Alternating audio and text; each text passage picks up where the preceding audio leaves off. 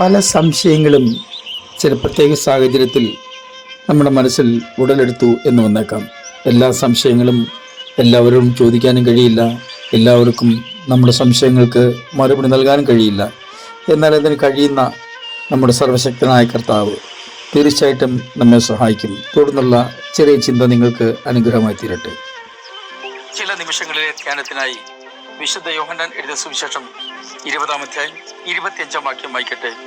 ഞാൻ അവന്റെ കൈകളിൽ ആണിപ്പഴുതു കാണുകയും ആണിപ്പഴുതിൽ വിരൽ ഇടുകയും അവന്റെ വിലാപ്പുറത്ത് കൈ ഇടുകയും ചെയ്തിട്ടല്ലാതെ വിശ്വസിക്കുകയില്ല എന്ന് അവൻ അവരോട് പറഞ്ഞു. വാഴ്ത്തപ്പെട്ട മശീഹാ തമ്പുരാന്റെ ഉയർത്തെഴുന്നേൽപ്പിന് ശേഷം നടന്ന ഒരു സംഭവമാണ് ഇതിന്റെ പശ്ചാത്തലം. അതായത് ഈ വായിച്ച വാക്യത്തിന്റെ പശ്ചാത്തലം.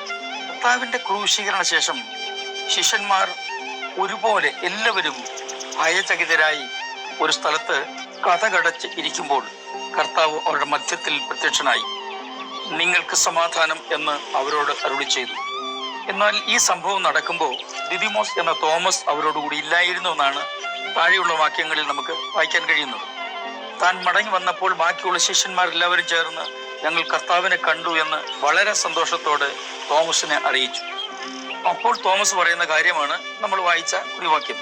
തോമസിന്റെ വാക്കുകൾ കേട്ടാൽ ആരും വിചാരിക്കുന്നത് സംശയാലുവാണ് ഈ മനുഷ്യൻ എന്ന് മാത്രമേ, അല്ലാതെ മറ്റൊന്നും ചിന്തിക്കാൻ സാധ്യതയില്ല. തന്റെ ഹൃദയത്തിൽ പൊങ്ങി വന്ന ചിന്ത അല്പം പോലും മറച്ചു വെക്കാതെ അവരുടെ ഇടയിൽ താൻ വിളിച്ചു പറഞ്ഞു വന്നത് ഭയത്തിന്റെ ലക്ഷണമല്ല, ധൈര്യത്തിന്റെ ലക്ഷണമാണ്. ഇങ്ങനെ പറയുന്നത് ഒരുപക്ഷെ പലർക്കും അംഗീകരിക്കാൻ കഴിഞ്ഞെന്ന് വരില്ല. പലരും ആളുകളെ വിലയിരുത്തുന്നത് ഒരു പ്രതികരണം, ഒരു വാക്ക്, ഒരു അഭിപ്രായം ഇവയൊക്കെ വെച്ചുകൊണ്ടാണ്. അതിനു മുമ്പോ ശേഷമോ ഉള്ള എന്തെങ്കിലും അവരുടെ അഭിപ്രായങ്ങളെ കുറിച്ച് ഇവർ ആരായുകയില്ല, അന്വേഷിക്കുകയില്ല. പൊടുന്നനവേ ഉള്ള ഒരേ ഒരു അഭിപ്രായത്തിന് മേലാണ് ഇവരെയൊക്കെ വിലയിരുത്തുന്നത്. അങ്ങനെ ഉണ്ടാകുന്നത് മിക്കവാറും ഈ വിലയിരുത്തുന്ന ആളുകൾക്ക് തെറ്റുപറ്റിയെന്ന് പിന്നത്തേതിൽ അവർ മനസ്സിലാക്കേണ്ടി വരും. ഇതേ സുവിശേഷത്തിന്റെ 11-ാം അധ്യായം ഏതൊരാൾക്കും അത്ഭുതത്തോടെ അല്ലാതെ വായിച്ചു തീർക്കാൻ കഴിയില്ല. മരിച്ച് 4 ദിവസം മണ്ണിന്റെ അടിയിലായിരുന്ന ഒരു മനുഷ്യനെ ഒറ്റ വാക്കുകൊണ്ട് കർത്താവ് ഉയർപ്പിക്കുന്ന സംഭവമാണ് ഈ 11-ാം അധ്യായത്തിൽ രേഖപ്പെടുത്തിയിട്ടുള്ളത്. അതായത് കർത്താവിന്റെ സ്നേഹിതനായ ലാസറിനെ ഉയർപ്പിച്ച സംഭവം. മരണകരമായ ദീനം പിടിച്ചു കിടക്കുന്ന ലാസറിന് ദീനമാണ് അല്ലെങ്കിൽ സൗഖ്യമില്ല എന്ന് കർത്താവിനെ അറിയിക്കാനായി ചിലരെ പറഞ്ഞയച്ചു. അവർ കർത്താവിനോട് പറയുന്നത് ഇങ്ങനെയാണ്: നിനക്ക് പ്രിയനായവൻ ദീനമായി കിടക്കുന്നു എന്ന്. കർത്താവിന്റെ പ്രതികരണങ്ങളും തുടർന്നുള്ള കാര്യങ്ങളും ഒന്നും വിശദീകരിക്കാൻ സമയമില്ലാത്തത് കൊണ്ട് 7-ാം വാക്യം ഇങ്ങനെയാണ് പറയുന്നത്: അതിനുശേഷം അവൻ ശിഷ്യന്മാരോട് നാം വീണ്ടും യഹൂദ്യയിലേക്ക് പോക എന്ന് പറഞ്ഞു. തുടർന്ന് ശിഷ്യന്മാർ അവനോട്, റബ്ബി, യഹൂദന്മാർ ഇപ്പോൾ തന്നെ നിന്നെ കല്ലെറിവാൻ ഭാവിച്ചുവല്ലോ, നീ പിന്നെയും അവിടെ പോകുന്നുവോ എന്ന് ചോദിച്ചു. അതായത് കൂടെ നടക്കുന്ന ഈ ശിഷ്യന്മാർ ഒന്നടങ്കം കർത്താവിനോട് പറയുകയാണ്, നീ ഇപ്പോൾ അങ്ങോട്ട് പോകുന്നത് എന്തിനാണ്? യഹൂദന്മാർ നിന്നെ കല്ലെറിഞ്ഞു കൊല്ലുവാനുള്ള ആലോചനയിലാണ്.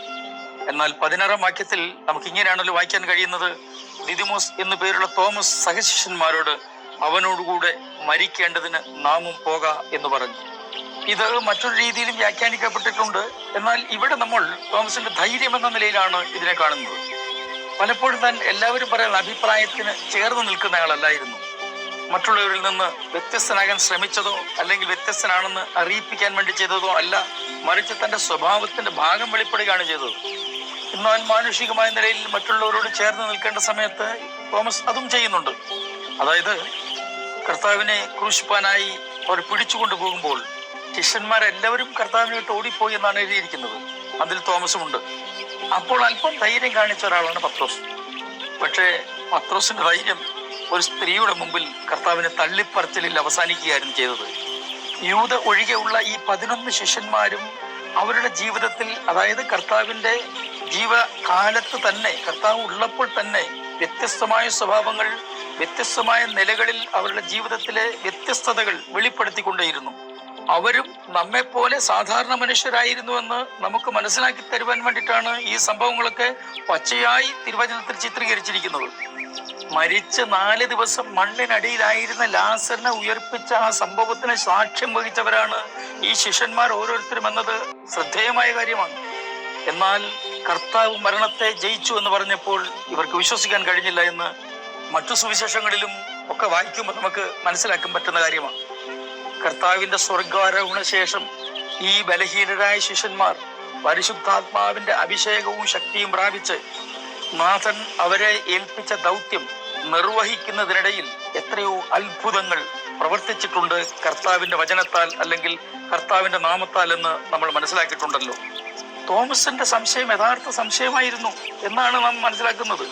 തന്റെ സംശയം ധൈര്യത്തോടെ താൻ പ്രഖ്യാപിച്ചു.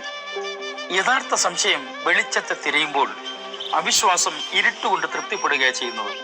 നമ്മൾ പറയത്തില്ല, ഇനിയിപ്പോ എന്നാ ചെയ്യാനാ, പ്രതീക്ഷിച്ചതുപോലൊന്നും നടക്കുമോ എന്ന് തോന്നുന്നില്ല. ഇങ്ങനെയൊക്കെയുള്ള സംശയ ചിന്തകളും ആ പ്രതികരണങ്ങളും ഒക്കെ ഒന്ന് മാറ്റിയിട്ട് വെളിച്ചം തിരയുന്നവരായി തീരണം നമ്മൾ. ഉയർത്തെഴുന്നേറ്റ കർത്താവിനെ നേരിൽ കാണുന്നത് വരെ താൻ പറഞ്ഞതുപോലെയൊക്കെ ഉള്ള അടയാളങ്ങൾ വെളിപ്പെട്ട് മനസ്സിലാക്കി കിട്ടുന്നിടം വരെ അല്ലെങ്കിൽ കിട്ടുന്നത് വരെ തോമസ് വിശ്വസിച്ചില്ല. എന്നാൽ തന്റെ സംശയം വസ്തുനിഷ്ഠമാണെന്ന് മനസ്സിലാക്കിയ കർത്താവാണ് തന്നെത്താൻ തോമസിന് വേണ്ടി വെളിപ്പെടുത്തി കൊടുത്തത്. ഏത് സാധാരണക്കാരനെ കൊണ്ടും അസാധാരണ കാര്യങ്ങൾ ചെയ്യിപ്പിക്കാൻ കഴിയുന്ന ദൈവത്തെയാണ് നാം സേവിക്കുന്നത്. തന്നെയുമല്ല, മറ്റാർക്കും അംഗീകരിക്കാനും ഉൾക്കൊള്ളാനും കഴിയാത്ത കാര്യമായിരിക്കാം നമ്മുടെ സംശയം. എന്നാൽ അതിന് പരിഹാരം കർത്താവിന്റെ പക്കലുണ്ട്, ഉത്തരം കർത്താവിന്റെ പക്കലുണ്ട്.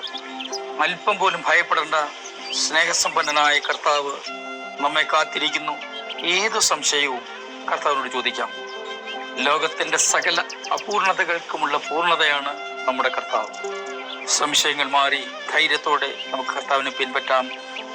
കർത്താവ് എല്ലാവരെയും അനുഗ്രഹിക്കട്ടെ. ഞാൻ നിങ്ങൾ കൊണ്ട് പ്രാർത്ഥിക്കുന്നു. സ്വർഗീയ പിതാവേ, എൻ്റെ എല്ലാ പ്രിയപ്പെട്ടവരെയും അങ്ങയുടെ കരങ്ങളിലേക്ക് ഏൽപ്പിച്ച് അനുഗ്രഹിച്ച് പ്രാർത്ഥിക്കുന്നു.